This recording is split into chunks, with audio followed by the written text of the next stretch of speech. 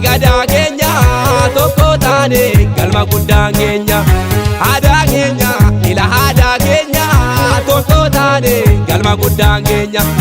Gadaa keenya Oromoo sabni kan koo gadaa keenya yaada gaafamnu gadaa keenya dheeraa uumamaa gadaa keenya wal jalaa ayaanu gadaa keenya akka salphaatti hin dhumne gadaa keenya hayyuu hedduutti dhabne gadaa keenya gootota hedduutti dhabne gadaa keenya qeerroof qarreetti dhabne gadaa keenya jaallaan hedduutti dhabne gadaa keenya lafaaf lafeetti dhabne.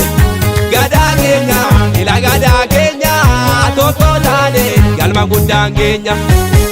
Galma guddaan keenya galma guddaan keenya galma guddaan keenya maaliif callisnee keenya.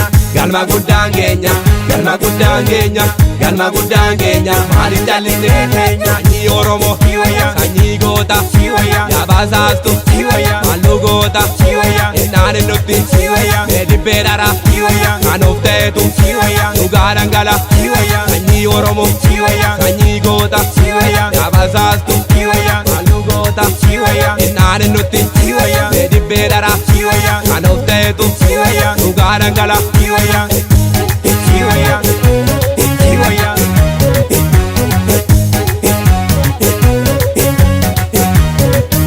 Oromoon koo warra tulluu beeku Oromoon koo warra malkaa beeku kan ofiitiif gadi qabeen beeku kan ormaatiif tasa tuqeen beeku.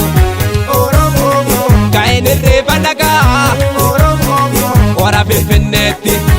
Oromoo koo Ka'een irreeffa dhagaa Oromoo koo hora Arsadeetti. Oromoo koo Ka'een irreeffa dhagaa Oromoo koo hora Buraayyuutti. Oromoo koo Ada hedduudha qabda Oromoo koo eenyu si qixxaatare. Oromoon koo warra tulluu beeku Oromoon koo warra malkaa beeku. Sanyii Oromoo sanyii goota yaabasaastu malluu goota innaan innutti meedibbee dhara kan of ta'etu dhugaa dhangala.